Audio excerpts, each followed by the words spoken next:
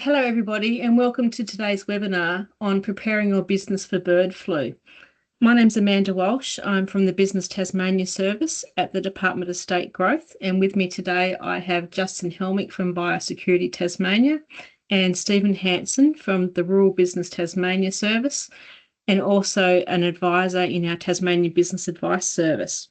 Before I get started and hand over to Justin for his presentation, on behalf of our presenters, I'd like to acknowledge the Tasmanian Aboriginal people, the traditional owners of the lands on which we meet today, and I pay my respects to the elders past and present. Now I'll hand over to Justin, who's going to run us through and give an overview of bird flu. And then Justin will hand over to Stephen, and Stephen will take us through continuity planning for your business, how to prepare for when bird flu arrives. Over to you, Justin. And look, thank you to the Department of State Growth for the opportunity to present this in relation to this topic. It's a really important one, and obviously there's some interest out there in terms of what preparation is in place for bird flu. So the presentation is preparing for bird flu, avian influenza in Tasmania. So bird flu is an avian influenza. It's an infectious disease of birds. It can infect many other species as well, including marine and terrestrial mammals, as well as humans. So it's a type A influenza. There are a number of different strains and different types of it. You may have heard of the H7 strain that's been active in Victoria recently in commercial poultry. This is a different strain, or the strain that we're talking about here, which is H5 bird flu, is a different strain, and it is. You may have also seen in the news in terms of what damage it's done elsewhere in the world, in particular in South America. I think is where there's been quite a lot of reporting in relation to it. The disease spreads by the movement of birds or products with bird droppings or tissue on them. And it includes people, shoes, feathers, vehicles, and equipment. In birds, bird flu is usually fatal, and it's not treatable. And infected birds may and will likely become sick and die quickly. So the current situation is that H5 bird flu has not been confirmed as being detected in Australia. You may have seen something in the media recently in relation to a suspected cases on Heard Island. For those of you who don't know where Heard Island is about 4,000 kilometres southwest of Perth, in the middle of the Southern Ocean. So it's quite a way away from Australia, and the AAD have actually sent the vessel down there to specifically with the task of actually looking for signs of bird flu. So it has come back, and there are some signs of it there, although it is not confirmed at this stage. The spread of H5 bird flu overseas has increased the risk profile to Tasmania, and the most likely vector for it to arrive in Tasmania is through migratory birds. So those of you who know anything about migrating birds would know that the eastern seaboard of Australia, including Tasmania, is a pathway for migrating birds. So we can't stop infected wildlife from migrating to Tasmania or to Australia and therefore Tasmania. Once H5 bird flu arrives, it is here to stay. There is no chance that we'll be able to eradicate it in the wild once it's here. There is the opportunity if and when it does arrive, and it arrives and it impacts commercial poultry and the like, there is the opportunity to eradicate from those types of environment, and we'll certainly look towards doing that. But within the wild, it's not possible to eradicate. H5 bird flu is not the same strain as caused the outbreaks in poultry farms in 2024 and 2025. So human infection with avian influenza is rare. Most people are not at risk of avian influenza. People who may be at risk are people who have regular contact with large numbers of birds, so people working within poultry farms or other places where there are a large number of kept birds, or where they have contact with contaminated material in areas where influenza is present. Avian influenza is present. It can be spread from birds to other animals and to humans by direct contact with infected birds or other animals and their fluids, saliva or feces. But this can be mitigated through the use of personal protective equipment such as masks, gloves and goggles. It can also be spread through breathing in of virus particles and also by contact with droplets and dust that contains the virus. If human infection does occur, our advice is that antiviral medications used to treat human influenza normally can also be used to prevent serious illness within humans. So people should avoid touching sick or dead birds or other animals as well.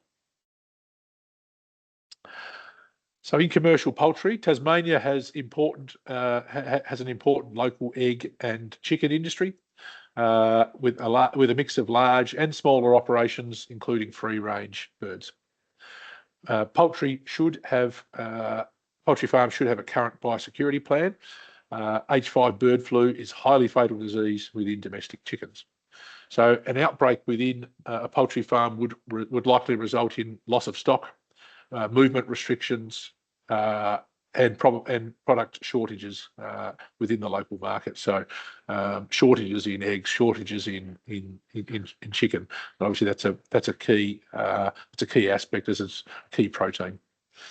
NRE Tas is working with the Tasmanian poultry industry to ensure that each business has a biosecurity plan that includes how they would respond to bird flu infection within their facilities. Within wildlife, based on experience in other countries, there will be significant impacts on wildlife. NRE Tas is working to identify bird and mammal species and locations of greatest concern. These include identifying species that are endangered, threatened, or with a higher risk of exposure, spread of bird flu, species that are recreationally or culturally hunted or harvested, and locations or species that have a high level of interaction with the public. More broadly, we'll work at identifying locations and activities with increased risk of human exposure or impact to wildlife and try to apply mitigation strategies wherever possible. So how are we responding? So the Department of Natural Resources and Environment has set up a steering committee to plan our response in relation to H5 bird flu, and a readiness and response plan has been developed in broad consultation across NRE Tas, that's the Department of Natural Resources and Environment Tasmania, and the Department of Health. This is a public document which provides information to increase awareness of H5 bird flu. It outlines what the government will do if and when it arrives, and also what's going on currently in terms of preparations. You can find the plan at the NRE Tas website at nre.tas.gov.au/bird flu. And in addition, there are some other key information. There is some other key information on that site. You can see on the right-hand side of your screen. That is a snapshot or a screenshot of the NRE Tas bird flu page on our website. There are a number of tiles there, which if you click on those on the site, you'll be able to see the important information that is included under each of those topics. So the NRE Tas bird flu web pages will remain the single source of truth in relation to bird flu in Tasmania. So if there's something that the public need to know, you will be able to find it on that page. So there are some key messages. I think we've gone through them already, or some of them. Don't touch sick or dead animals. Report more than 5 sick or dead animals to the Emergency Animal Disease Hotline on 1800 675 888. And in addition, other ways to get relevant information is to use the other facilities that NRE Tas has. We have social media, a Facebook site, which can be located on Facebook by searching up NRE Tasmania. I've told you about the website, but there's also a Department of Health Tasmania website there as well, and that's got specific information related to bird flu, avian influenza from a health perspective. And if you're interested in biosecurity more broadly, biosecurity advisories, if you can subscribe to the biosecurity advisories and receive biosecurity advisories as they arise. And certainly information in relation to bird flu will be transmitted through those advisories. I think that's the end of my presentation. So I might hand back to Amanda. I'm happy to take questions now or at the end if needed. Thanks very much. Thank you, Justin. Does anyone have a question now before we move into business preparedness? Otherwise, we can wait to the end if you come up with a question in the meantime. No, we look like we're good to go. Thank you, Stephen. So Stephen from Rural Business Tas is going to talk through now, getting your business prepared for bird flu and other emergencies. Thanks, Stephen. Okay, so I'm just going to get my presentation up. Bear with me for a second, just waiting for it to load. So whilst it's doing that, so just to say my name's Steve Hansen. I'm a small business advisor with the Tasmanian Business Advice Service, so working for Rural Business Tasmania. So what I'd like to do first of all is thank Business Tasmania for the opportunity to come along and have a chat today. Because you never be prepared enough in terms of business planning. So so I'll just bear with me for a second. We'll just move on to the next slide when my mouse decides to work. So first thing is, so what I'm going to talk about today is what is business preparedness / continuity planning? Where do you actually start as a business owner / manager? Business Tasmania have developed a couple of awesome resources that we as business advisors strongly promote small businesses throughout Tasmania. So one's the Business Tasmania Emergency Preparation Toolkit, and then the next tool, which is delves a little bit deeper, which is the Business Continuity Plan Template. And then I'll also run through what available support we've got through Business Tasmania and others to help combat any issues that arise from avian bird flu. So first thing I just wanted to quickly touch base on is, I was going to say, it's a very short presentation, so we won't go into great depth when we run through the toolkits, but hopefully you'll, at the end of the meeting, you'll go in and you'll develop your own business response plans.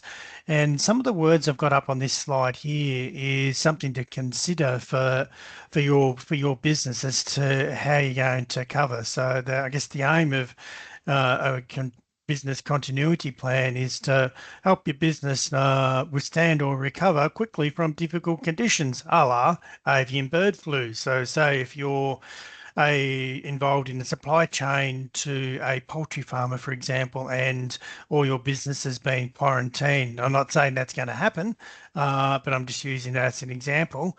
What sort of plan do you actually have in place for that to occur? So, and when you're thinking about doing your planning, some of the things I'd like you to think about, not from I guess from an action point of view, but as to things to put into your plan is how you want your plan to have persistence. You say you want grit, tenacity, strength. Just some bit of food for thought, so to speak, for when you actually sit down and prepare your plan. So where do we actually start? So the first step is the Business Tasmania Emergency Toolkit. And I just want to very quickly touch base. How this actual toolkit was developed is, and I've seen it, and Business Tasmania certainly seen it, is unfortunately during the recent flood events, bushfire events, and COVID, one thing that constantly kept coming up is that not a lot of businesses actually had an emergency response plan. So and full credit to Business Tasmania, because I personally use and recommend this plan to almost every business that I deal with. So what they've actually done is develop a very simple, easy to use emergency toolkit, which is more of like a checklist. Have you done this? Have you done that? Have you got a list of people you need to contact? So it's really, really simple and straight to the point, uh, and gets businesses thinking about what to do in an emergency. And because it is such a short document, it's a little A5 folder. I think from memory, it's got about 4 pages on it, and like each page has roughly 10 items that you tick off on a checklist. So it's pretty simple and easy to use, and for that reason, I absolutely love it. So I strongly, strongly encourage, if you do nothing out of today, make sure if you're a bit involved in business that you download this toolkit and then you put it in place for your business. Could be the best half hour you ever spend. So then the next step is that I'll talk about is following on from having the emergency toolkit. There's also a business continuity plan. So how the emergency toolkit, that's a general catch-all. What if we have a crisis? What do we do? Whereas the business continuity plan actually takes it to that step further and goes, well, what's our plan of attack if we get hit with avian bird flu? What's the potential risks that could impact our business? Uh, what if we get hit by flood? What's the risk on our business and fire and or loss of staff or loss of power or whatever? So the actual business continuity plan encourages the business owner to identify individual risks that may apply to their business and then develop a plan of attack. So that's the two things that so I'll talk about today. So just delving a little bit deeper into the actual emergency toolkit.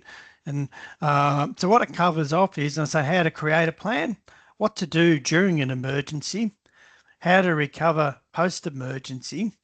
And it does touch on a couple of things.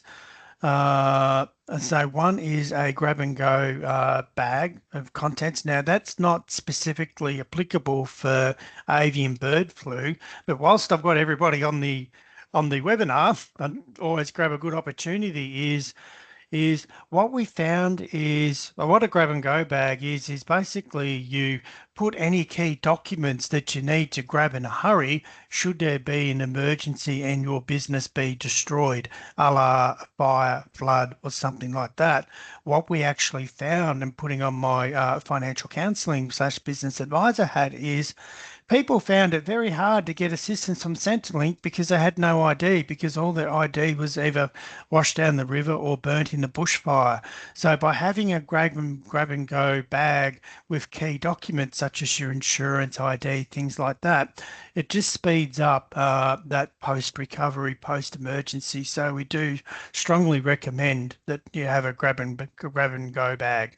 So there's the preparation toolkit covers 5 key points. So around making sure that you've got sufficient insurance, you protect your data, sales, key clients, key suppliers, key staff, things like that. Having a grab and go bag.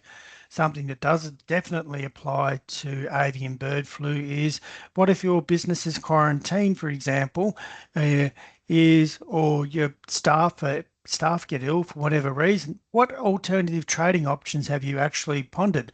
So far better to put in place a plan of attack with a cool head in a calm situation rather than waking up to a phone call and then having to make rush decisions on the spot.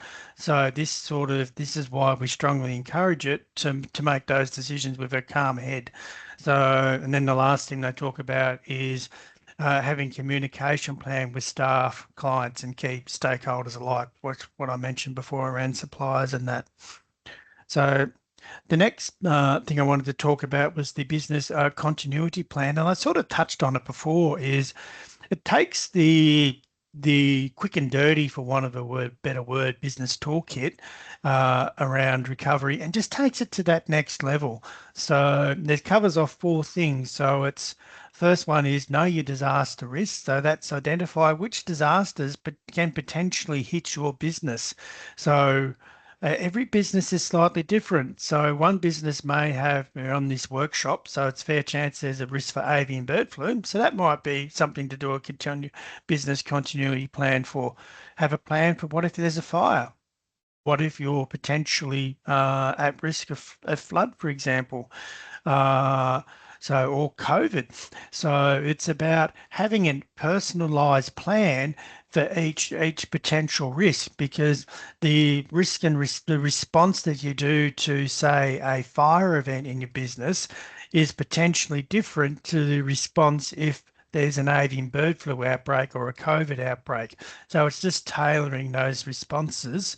And again, it's what I was talking about, mentioned earlier, is it's far better to plan ahead and make these decisions within a cool, calm light of day, and then you can review it and then adjust as required, rather than make a panic on the rush decision on the day where things can possibly happen and go wrong.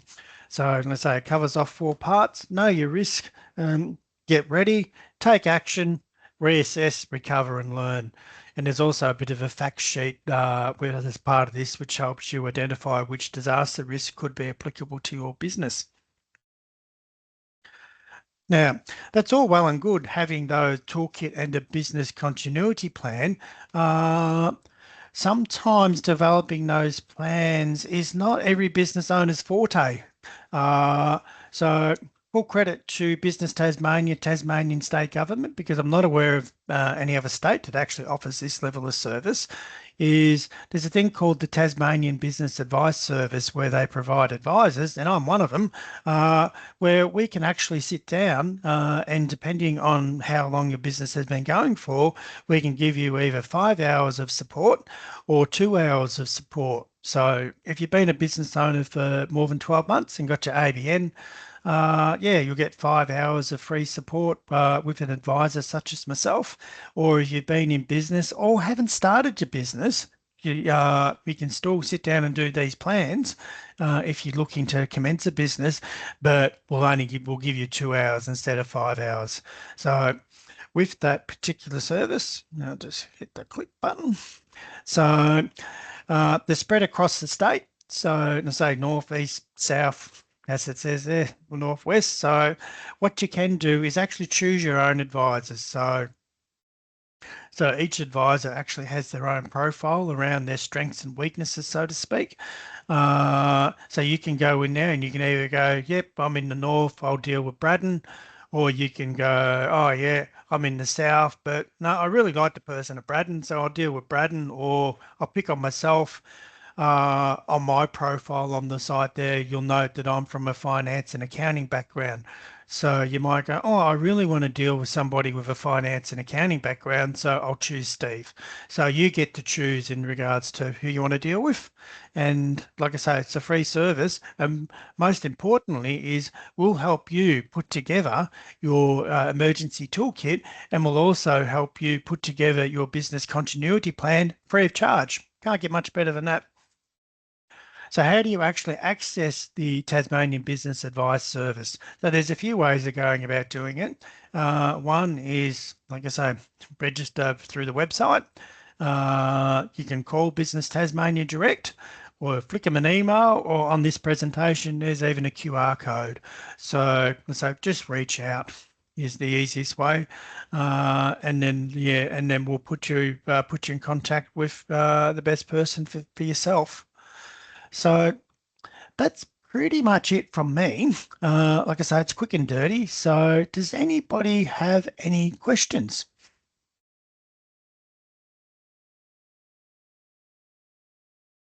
Doesn't look like it, Stephen. I think you're off the hook. All is good. Well, I'll throw back to Amanda then and mute myself. Thank you. Look, thank you, Stephen and Justin, for those presentations. So just to wrap up for this afternoon, just a reminder how to report sick and dead animals. If there's more than 5, call the emergency animal disease hotline. This phone number will be in the pack that we email you. There's the key websites for NRE for bird flu, and the health.tas.gov.au website for human-related health issues about bird flu. And of course, you can always call Business Tasmania on our 1800 number, pop us an email, or have a look at the resources that Stephen's spoken about on our Business Tas website. We'd highly encourage you to have a look at those resources, the toolkit and the planning tool, and get in touch with us if you wish to connect with one of our business advisors through the Tasmanian Business Advice Service. And just to finish up, one last little tip, sign up for our Business Tas e-newsletter. It's on the front page of our website. So that we send out a newsletter about once a week with all the latest information on all sorts of things to do with small business. And we'd also be keeping some updates in there around bird flu, if and how it evolves, so that everyone's informed.